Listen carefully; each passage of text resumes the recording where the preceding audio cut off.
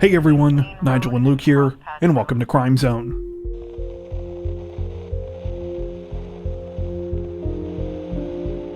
Representatives from Texas's Pasadena Police Department are commending a group of Good Samaritans for their quick thinking and courageous actions last week after they successfully prevented what could have been a deadly tragedy at a local high school. The whole thing unfolded on the evening of February 1st, while a drumline competition was being held for the Texas Color Guard circuit at Pasadena Memorial High School. Things were in full swing around 6 p.m. when a man, later identified as 83-year-old Dennis Irwin Brandel Jr., entered the school through a back door. He was armed with a small caliber weapon. Approximately 2 minutes after entering the building, he allegedly pulled out the weapon and opened fire. Though one man was hit in the shoulder during the gunfire, it turned out that Brandel was no match for parents that were present. Immediately, at least 6 men jumped into action, taking the 83-year-old to the ground, disarming him and restraining him. When police arrived at the scene, Brandel was handed over to them without issue, and the victim who was injured was taken to hospital where he is said to be recovering. As courageous as the Good Samaritans' actions were, they're not wholly surprising, considering several of those involved reportedly have military and law enforcement backgrounds. Among those who have been named are 13-year Air Force veteran Abram Trevino,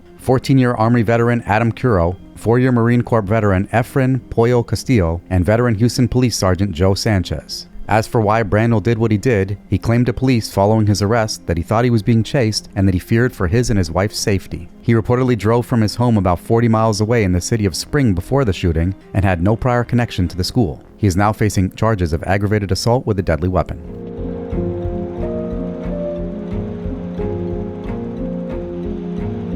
Representatives from the Chicago police say that 2 people have been arrested and are facing charges following a nightmarish incident last week in which they allegedly lured an unsuspecting man over a dating app before robbing and killing him in his own home. The whole thing began at around 8 p.m. on January 26th when the sister of 63-year-old George Levin heard strange banging sounds inside of their shared home. The noises appeared to be coming from George's basement apartment, so she decided to check to see what was going on. Upon making her way downstairs, the sister saw a young man coming out of George's bedroom. The man told her, quote, "I am with your brother," but insisted he would have him contact her soon. When 2 more hours passed with no real additional information, the sister got a bad feeling and decided to go back downstairs. Her instincts would soon be proven correct when she found that the door to George's room was now locked. She forced her way inside and was met with an awful scene. George was partially nude, his hands had been duct taped, his feet were restrained with electrical cord, and a sock had been stuffed in his mouth. It was clear that he had been the victim of a vicious attack, and he was cold to the touch.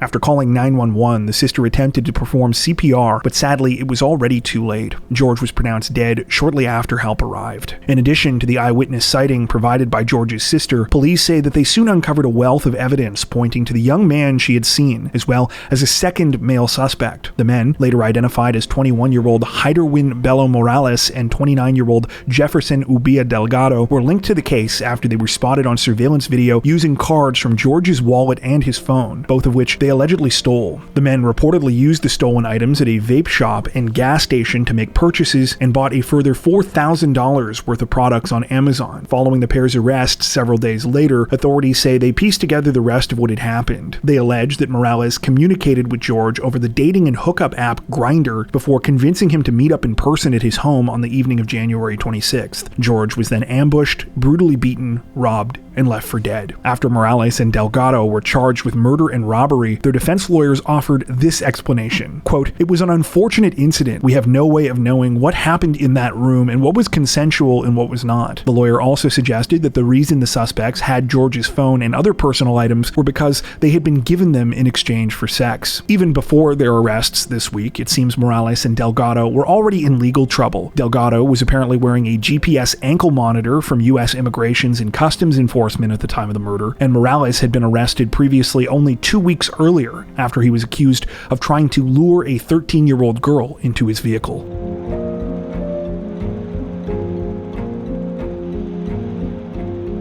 Representatives from the NYPD say that they're on the hunt for a pair of vicious would-be robbers this week after they brutally attacked a woman outside of her own apartment when she stepped out momentarily to throw out her trash. The incident happened around 5:40 p.m. on February 2nd at an apartment building on Roosevelt Avenue near Parson Boulevard in Queens' Flushing neighborhood. According to reports, surveillance footage captured the 2 unknown suspects as they walked inside the building before taking the elevator directly to the 4th floor. Once there, they began trying apartment doors to see if any were unlocked. It was right during this time when the 65-year-old unwitting victim decided to take her trash out to dispose of it in the chute in the hallway. Almost immediately after she stepped outside, the two attackers seized their opportunity. They mercilessly stabbed the woman several times before running into her unit and rummaging around. Despite the disturbing level of violence, it appears that in the end, all of it was for nothing. According to police, the suspects fled empty-handed the same way they came in.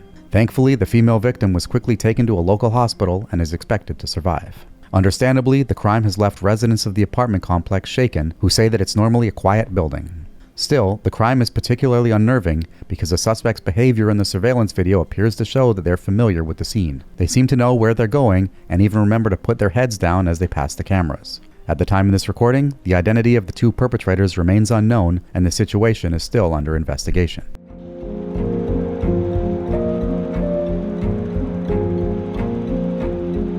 Authorities in Albuquerque, New Mexico say that two men are facing charges this week after they started a wild courtroom brawl targeting an accused murderer, a chaotic situation that was partially captured on surveillance video. The whole thing happened on the morning of January 31st during a hearing for murder defendant Alexander Ortiz. Ortiz is currently facing charges for the killing of his 20-year-old ex-girlfriend, Aliana Farfan. After Aliana broke off their abusive relationship, Ortiz allegedly shot and killed her inside of her apartment last year on January 11th. Friends told police that they heard the fatal gunshot before busting down Eliana's bedroom door and discovering that she'd been shot in the face. Witnesses, meanwhile, said they saw Ortiz fleeing out a window at the crime scene. During the procedural hearing this week, things were going completely normal until suddenly Aliana's uncle, 40-year-old Carlos Lucero, jumped a barrier and ran into the courtroom's gallery. Footage shows him charging at Ortiz, who falls to the ground as he begins to be pummeled. Another man, identified as 51-year-old Pete Isasi, follows quickly behind Lucero. While his relation to the case is unclear, it appears from the footage that he joins the uncle in the beating. Things get even more chaotic when a third man, who is said to be Ortiz's father, joins the fray. The situation continues to escalate, with other family members running up and trying to pull the men back until corrections officers are finally able to break up the fight. While no one was seriously injured during the brawl, Ortiz reportedly suffered cuts to his face. Because corrections officers were also attacked,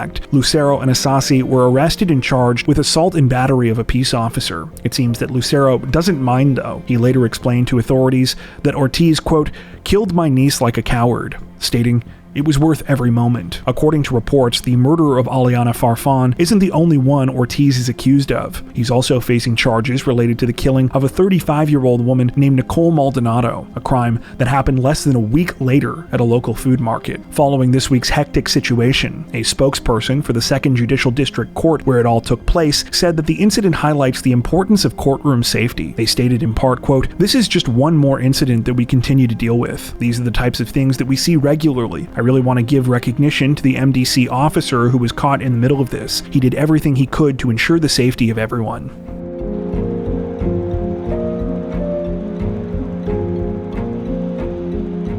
Authorities in Northumberland County, Pennsylvania, say that the case against a 46-year-old man will proceed to trial after he allegedly shot and killed his girlfriend early last month, blaming his actions on fear of paranormal activity. The whole thing began sometime on February 3rd when police were called to a home in the city of Sunbury. The caller told 911 dispatchers that his brother, 46-year-old Jared Heath Wolf, had just shown up on his doorstep armed with a gun and claiming to have killed his girlfriend. When officers arrived, they found Wolf and were given the weapon by his brother. They were also directed to another address on the 1000 block of Market Street where the violent incident reportedly took place. Sure enough, when they got to the area, officers found the body of 47-year-old Jane White. She had been shot and left to bleed out on the street. After taking Wolf into custody and interviewing him, police learned more about what had happened. Wolf claimed that earlier that same day, he and Jane had gone over to the Market Street property to smoke with two male friends. He said he thought what they were doing was marijuana, but afterwards claimed he didn't know what he had just ingested. But he claimed he became fearful for his life after using a, quote, paranormal meter to check a statue in the residence for energy. He said the meter returned a high reading for paranormal activity, and he became convinced that Jane and his friends were trying to kill him and eat him. As a result, he went out to his car to retrieve a weapon. Jane followed him. He assumed she was chasing him, so Wolf said he shot her in a panic. He claimed he was, quote, too messed up to give aid to Jane after the shooting, so he fled the scene. Investigators apparently later found synthetic marijuana and associated drug paraphernalia during a search of the Market Street property. Wolf has remained in custody since his arrest and is now due to be arraigned on charges including first-degree murder, third-degree murder, aggravated assault with attempts to cause serious bodily harm, aggravated assault with attempts to cause bodily harm with a deadly weapon, simple assault, and recklessly endangering another person.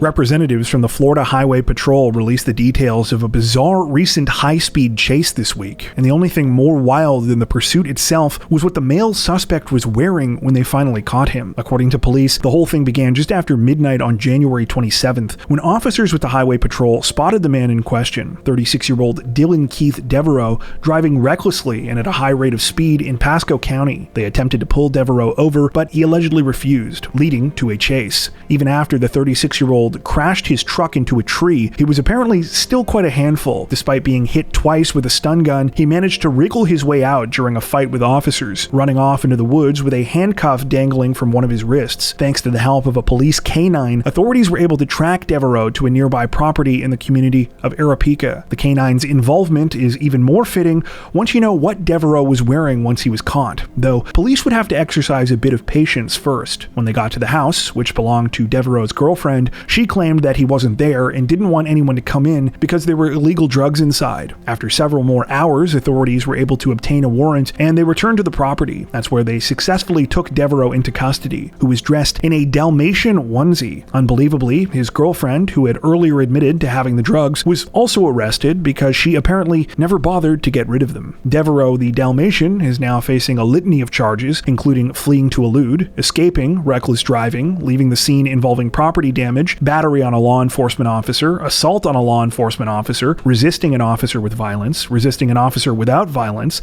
depriving a law enforcement officer of equipment, drug equipment possession, possession of methamphetamine, and petty larceny. In case you're wondering, reports do not mention whether he was driving 101 miles per hour at the time of the high-speed chase.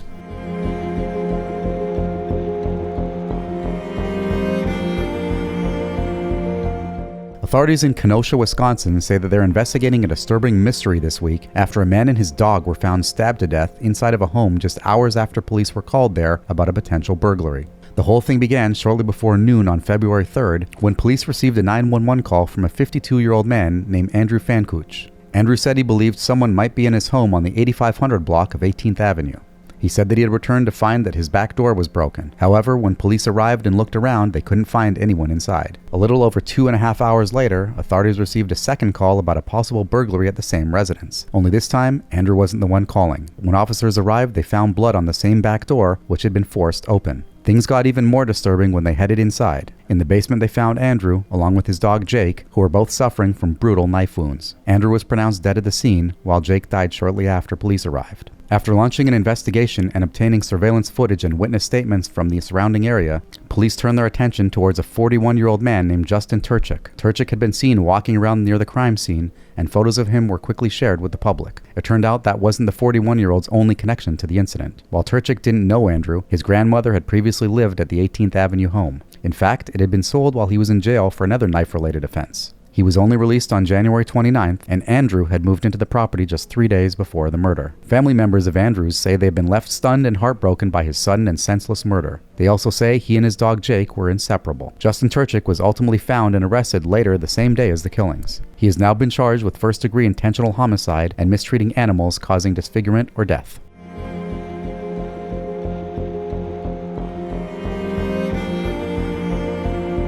Authorities in Licking County, Ohio say that they are searching for answers this week after a terrifying shooting at a cosmetics company warehouse left 2 people dead and at least 4 others injured. The incident began shortly before 10:30 p.m. on February 4th when police in the city of New Albany began receiving frantic 911 calls from employees at the KDC-1 cosmetics complex. Dispatchers were told that a worker there, later identified as 28-year-old Bruce Reginald Foster III, had opened fire on his colleagues. One 911 caller, who was also a victim of the shooting, said that he had been hit in the neck by a bullet. However, he had managed to wrestle the gun away from Foster, who had since fled the scene. When officers arrived, the warehouse was evacuated. Approximately 150 people were present at the time, but Foster was no longer among them. According to reports, authorities had just missed him as he caught a rideshare away from the area. What police did find, though, were several wounded victims. At least 6 people had been shot, several of whom were suffering from extremely serious injuries. Sadly, one person was pronounced dead at the scene, while another would pass away from their injuries the following day. The deceased victims have since been identified as 30-year-old Shakar Chapagai and 38-year-old Kyle Vaver. After launching a search, Foster was located and arrested about 12 hours later at a residence near 7th Avenue and High Street in nearby Columbus. While he now remains in custody on charges of aggravated murder, police say that they are still trying to piece together exactly what happened and why. Witnesses reportedly told authorities that Foster had been in the middle of his shift when the shooting took place. One employee stated that he smelled of marijuana and appeared to be intoxicated, and others stated that he had been behaving strangely. However, it doesn't appear as if there was any kind of inciting incident or argument that prompted the violent attack. Rather, the shooting began when Foster allegedly pulled out his gun and shot a coworker at close range before moving on to attack the others. The only additional bit of insight we have here comes from some of the latest local news reports, which state that the 28-year-old had previously been hospitalized at least twice over concerns for his mental health. Despite this, these reports state that he was legally able to obtain the weapon used in the deadly crime. At the time of this recording, the situation is still developing and the investigation continues. Before we wrap up, we'd like to take a second to give a huge shout out to everyone who has made it this far into the video. Seriously, thank you so much for watching. If you found today's upload interesting and informative, we'd be honored if you consider liking and subscribing, as well as hitting the notification bell and selecting all notifications to stay up to date with our latest releases. If you're looking for additional ways to help support the channel, we'd love to have you join us over on Patreon. Patrons get ad-free and early access to all of our content, as well as 4 additional stories per week for each of our Crimes of the Week and Crimes of the Week International videos. You can learn more at patreon.com/crimezone, where you'll also find some of the fine folks whose names are currently on screen. All that being said, we understand that not everyone has the means to support financially, and that's totally okay. We appreciate every like, sub, share, and comment that you send our way. Once again, thanks so much everyone, and take care.